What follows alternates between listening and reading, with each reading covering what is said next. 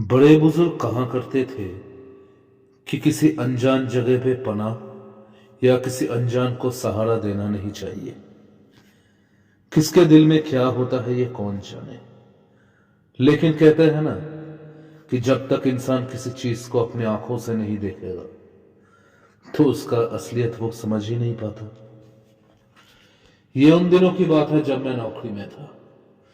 वो एक ऐसी मनहूस रात थी जिसको आज तक मैं भुला नहीं पाया हूं, जिसको सोचते ही मैं आज भी थर थर कांप उठता हूं और मेरे सवाल जवाब एक तूफान शुरू कर देते हैं मेरी जिंदगी में। ये उन दिनों की बात है जब मैं नौकरी के सिलसिले में शहर से बाहर गया था और लौटते लौटते मेरे को रात हो चुकी थी। ऐसे ही शहर के बाहर से मैं लौट रहा था। घना जंगल का रास्ता था। चलते चलते रात और गहरा होने लगा। अभी घर पहुंचते पहुंचते कितना देर होगा किसे पता। अभी भी शहर बहुत दूर है, लेकिन फिर भी मैं चलते जा रहा था। ऐसे ही चलते चलते देखा कि मौसम बदलने लगा है। धीरे धीरे बारिश के कुछ बूंदे पड़ना भी शुरू कर दिए और अचानक एक जगह पे जाकर मेरा कार स्टॉप हो गया। बहुत बार कार को स्टार्ट करने की कोशिश किया, लेकिन कार स्टार्ट ही नहीं हुआ। अब कर लो बात, ऐसे सिचुएशन पे ऐसा होगा किसने जाना था। कार स्टार्ट ही नहीं हुआ और बारिश बढ़ता जा रहा था। ऐसे सुनसान रास्तों पे इस अनजान सी जगह पे अकेले खड़े होना कुछ सही नहीं होगा। लेकिन मैं जाऊं तो जाऊं कहां। ऐसे वीरान में मुझे कहां कोई सहारा देगा। आज रात का पनाह मैं कहां पर लूं। ये सब सोचते जा रहा था, तभी अचानक ऐसे घने काले बारिश में भी एक सफेद रंग की किरण मुझे दिखाई दिया। अरे वो कौन है? नहीं, कोई सफेद सा चीज। क्या है वो? लकीली कार में एक छाता था मेरा। उस छाते को लेकर मैं उस रोशनी की तरफ चलता गया। देखा कि यह कोई रोशनी नहीं बल्कि एक महल है।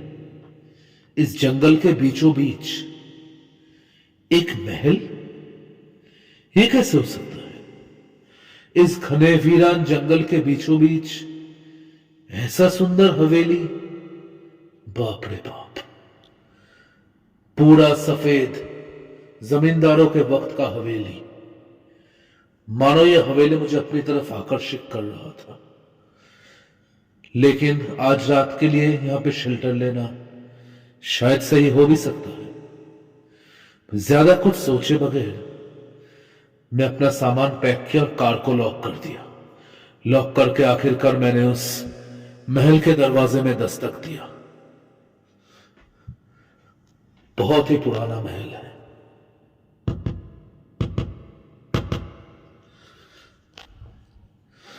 कुछ वक्त के बाद किसने आकर दरवाजा खोला। एक अधेड़ उम्र का इंसान, पुराने दिनों का कपड़ा पहने हुए, आंखों में रिंगलेस चश्मा। कौन है? कौन है आप? नमस्ते। असल में मेरा कार रास्ते में खराब हो गया है और बहुत जोर की बारिश भी हो रही है। क्या आज रात मैं यहां पे रुक सकता हूं? नहीं, यहां पे कोई रुक नहीं सकता। यहां पे कोई जगह नहीं है। देखिए, आप पैसों के बारे में चिंता मत कीजिए। आपको बोलिए, आपको कितना पैसा लगा? तुम मुझे पैसा दिखा रहे हो? कितना तुम मुझे पैसा दे सकते हो? जमींदारों को, ठाकुरों को पैसा मत दिखाओ। पता चल गया कि जमींदार है ये, या जमींदार का कोई वंशज है। पैसों की कोई कमी नहीं है। लेकिन फिर भी ऐसे वीरान में यह हवेली क्यों बनाया? तब क्या सोच रहे हो तुम? कहा ना यहां से चले जाओ, यहां पे कोई जगह नहीं है तुम्हारे लिए। देखिए, आप बात समझने की कोशिश नहीं कर रहे। मैं ऐसे बरसात में कहां जाऊंगा, किधर भटकता रहूंगा? मैं यहां पे किसी को नहीं जानता, और कौन मदद करेगा मेरा? ऐसे एक वीरान जगह पे गाड़ी में मैं अकेला सेफ नहीं हूं, इसलिए ही मैं आपके पास आया। प्लीज आज रात के लिए सिर्फ मुझे रुकने दीजिए। कोई कैसा भी कमरा हो, कितना भी छोटा हो, मैं रह लूंगा।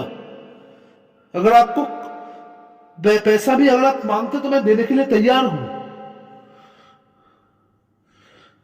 बहुत देर सोचने के बाद, इधर उधर देखने के बाद आखिरकार उस इंसान ने बोला, ठीक है, मेरे दहलीज पे आकर कोई ऐसे ही तो वापस नहीं जा सकता, लेकिन तुम रह सकते हो एक शर्त पे। हां बोलिए, मैं आपका कोई भी शर्त मानने के लिए तैयार हूं। देखो, यहां पे तुम्हें बिजली का कोई सुविधा नहीं मिलेगा। यह पुराने दिनों का हवेली है, यहां पे मोमबत्ती से काम निभाना पड़ेगा। और अभी रात के वक्त तुम अपने कमरे से बाहर मत निकलना। और मेरा ये बात याद रखना, अगर कोई भी तुम्हें बुलाए तो भी नहीं, अगर मैं भी बुलाऊं तो भी नहीं। ये क्या अजीब सा बात हुआ? क्यों, यहां पे चोर डाकू है क्या? जितना बोला गया, अगर तुम सुन सकते हो तो ही तुम यहां पे रह सकते हो, वरना चले जाओ। ज्यादा आर्गुमेंट करने का कोई फायदा नहीं है। सोचा चलो इसके शर्त को मान लिया जाए, लेकिन कभी कभी कुछ शर्त को मानने का कितना खतरनाक अंजाम होता है, यह तब मैं थोड़ी जानता था। कमर हवेली के अंदर गया, बाप रे बाप, ये हवेली तो अंदर से और भी ज्यादा सुंदर है। बड़े बड़े पिलर्स, पुराने दिनों का लंबा दो मुखा सीढ़ी, बड़े बड़े राजाओं के पेंटिंग्स, ये सब मेरे पूर्वज है। ज्यादा इधर उधर मत देखो, चलो मेरे साथ। उस इंसान को फॉलो करके मैं ऊपर जा रहा था। उसके हाथ में एक छोटे से मोमबत्ती थी। उन्होंने एक घर का दरवाजा खोला। ये कमरा मैंने छोटा समझा था, बाप रे बाप, ये तो राजाओं का कमरा है।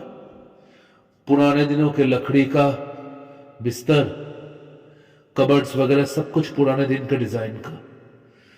खुद को थोड़ा थोड़ा राजा जैसा फील भी हो रहा था। सात जात के लिए तुम यही रहोगे, लेकिन जो मैंने कहा है उसको याद रखना, और कमरे से बाहर बिल्कुल मत निकलना।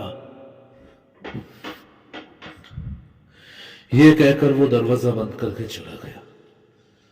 अजीब सा आदमी है। सुना था तो जमींदार लोगों के बहुत छुपे हुए खजाने होते हैं। कहीं ये तो डर नहीं रहा कि मैं इसका खजाने में से आधा हिस्सा चुरा लूंगा या आधा हिस्से का खबर सरकार को दे दूंगा। ऐसे बहुत कुछ सोचते सोचते थोड़ा कुछ खाना खाकर जो मेरे पास बचा हुआ था, सोने का कोशिश किया। नींद नहीं आ रही थी, लेकिन फिर भी कब सो गया पता नहीं। अचानक एक आवाज से मेरा नींद खुल गया। ये क्या आवाज है?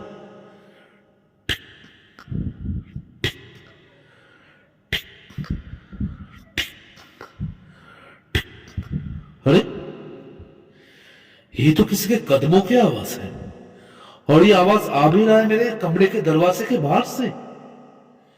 कौन है? लेकिन उस आदमी ने कहा था कि मैं कमरे से बाहर ना निकलूं। ये आवाज और ज्यादा होता गया। लगता है कि एक नहीं बल्कि दो इंसान, दो जन के कदमों की आवाज। अरे ये हो क्या रहा है? सोचा क्यों ना एक बार आवाज दिया जाए। जो भी हो, ये मेरे लिए तो नई जगह है। कौन है बाहर? बाहर कौन है? मानो ये आवाज हम दूर जा रहे थे। मेरा शरीर मेरे होश में नहीं था। मैं उस आवाज का पीछा करते हुए दरवाजे से निकल गया। निकलते निकलते उसी सीढ़ी से मैं नीचे उतरा जहां से मैं ऊपर आया था, और देखते ही देखते वो आवाज मुझे नीचे वाले हिस्से के एक पुराने कमरे में लेकर गया। ये कमरा एकदम धूल से भरा हुआ था और उसके सामने एक मोमबत्ती जल रही थी। उन दो मोमबत्ती के बीच में कुछ था। अरे वो क्या है? सामने गया तो देखा एक किताब। ये कौन सा किताब है? चौधरी वंश का इतिहास। इस किताब के ऊपर लिखा हुआ था चौधरी वंश का इतिहास, यानी इस इंसान के परिवार का इतिहास। चलो, वैसे अब मुझे लगता नहीं नींद आएगा, इस किताब को ही पढ़ा जाए। किताब को लेकर मैं अपने कमरे के अंदर गया, पढ़ना शुरू किया। राजाओं के टाइम में बहुत सब कुछ होते थे। पढ़ते पढ़ते आखिरकार मैं जैसे ही आखिरी के 5 नंबर पेज पे आया तो जो देखा मैं और जो पढ़ा, मुझे घिन आ रही थी लोगों के ऊपर। इनका आखिरी शासक चंद्रशेखर चौधरी निर्मम तरीके से अपने बीवी का और अपने बेटी की हत्या कर दिया था, क्योंकि इतना बड़ा साम्राज्य संभालने के लिए उसे बेटा चाहिए था। प्रजाओं की एक नहीं सुनता था वो, और इसलिए जब उसने अपने पति, पत्नी और बच्चे को मार डाला तो पूरे गांव वालों ने आकर उसको जिंदा जला दिया और उसको इसी महल में दफन कर दिया। यानी इस जगह पे कभी एक गांव बसता था। जैसे ही मैंने उस किताब को बंद किया, अंदर से एक छोटा सा कुछ बाहर निकल कर आया। अरे ये क्या है? दिखने में तो कोई पुराने दिन का फोटो लग रहा है, लेकिन जैसे ही मैंने उस फोटो को देखा, मेरा शरीर थर थर कांप उठा। मैं अपने अंदर नहीं था, क्योंकि उस फोटो के नीचे लिखा हुआ था चंद्रशेखर चौधरी, और वो फोटो किसी और का नहीं बल्कि उसी इंसान का था जिसने मेरे लिए दरवाजा खोला था। ये कैसे हो सकता है? अगर गांव वालों ने चंद्रशेखर चौधरी को मार दिया है तो वो कौन था? देखते ही देखते एक जोर के धड़ाम से मेरे कमरे का दरवाजा खुल गया और मेरे सामने खड़ा हुआ था एक परछाई जैसा कुछ, उल्टे पैर, और वो और कोई नहीं, वो खूनी चंद्रशेखर चौधरी। मेरे को देखकर एक शैतान जैसी हंसी था उसके चेहरे पे। धीरे धीरे उसका चेहरा बदलने लगा। उसके चेहरे की जगह कंकाल का चेहरा आ गया। उस कंकाल की आंखों पे आग जल रहे थे। तुझे मना किया था ना, मना किया था ना कमरे से बाहर मत निकलने के लिए। अब तो मेरे हाथों मरेगा। मेरे इसको जिस तरीके से जलाया गया था, तुझे भी नहीं छोड़ूंगा। तूने मेरा राज जान लिया है, तुझे मैं नहीं छोड़ूंगा। अपने दोनों हाथों से मेरे को हवा में उठा दिया और मेरे गले को दबोच लिया। इस शैतान के प्रकोप से मैं बच नहीं पाऊंगा। मैं क्या करूं? मैं किसी को नहीं बताऊंगा ये राज। लेकिन वो शैतान मेरे और नजदीक बढ़ता जा रहा था। शायद जीने की कोई उम्मीद नहीं थी। तभी अचानक उस कमरे के शीशे में मैंने दो और परछाई देखी। एक महिला का परछाई पुराने दिनों के साड़ियों में, और एक छोटी बच्ची की परछाई। वो उस किताब को तरफ देखकर कुछ बोलना चाहते थे। वो लोग बार बार उस किताब की तरफ देखते जा रहे थे। कहना चाहते थे उस किताब में शायद कुछ है। और देखते ही देखते मेरे सामने हर जगह आग जल गई। बाहर अंदर हर जगह आग जल रहा था, मानो ये पूरा महल अब आग में जलने वाला था। मुझे छोड़ दो। वो शैतान मुझे छोड़ने के लिए राजी नहीं था। फिर मेरे पैर के झटके से वो किताब दूर आग में जाकर गिरा। और फिर अचानक उस शैतान के हाथ में आग लग गया। उस शैतान उस आग को बर्दाश्त नहीं कर पा रहा था और देखते ही देखते मेरे को छोड़ दिया। अब मुझे पता चल गया, वो परछाई यही बोल रहे थे कि उस किताब को जला दो, यानी कि वो किताब ही इसकी शक्ति है। वो किताब नहीं रहेगा तो सब ठीक हो जाएगा। मैंने उस किताब को पूरा आग में जला दिया और देखते ही देखते वो शैतान मेरे सामने चित्कार कर रहा था और धीरे धीरे जल के भस्म हो गया। फिर एक नई सुबह आई। शैतान और ये वीरान सी रात चली गई। सुबह उठकर जैसे ही मैं बाहर जाने वाला था तो निकलते वक्त वो दो परछाई मेरे सामने फिर से प्रकट हुई। इन दोनों की तस्वीर मैंने उस किताब में देखा था। यह और कोई नहीं बल्कि चंद्रशेखर की पत्नी और बेटी है। मेरी जान बचाने के लिए वो इधर आए थे। चंद्रशेखर की आत्मा ने इन्हें यहां पे बांध कर रखा था। अब इन सबको मुक्ति मिल चुका है। मैं इस शैतानी महल से निकलकर अपने कार की तरफ गया। कार भी फिर स्टार्ट हो गया और देखते ही देखते अपनी पुरानी जिंदगी में मैं लौटने वाला था। लेकिन उस रात की वो मनहूस तस्वीरें और वो मनहूस समय शायद ही मैं कभी जिंदगी में भुला पाऊंगा।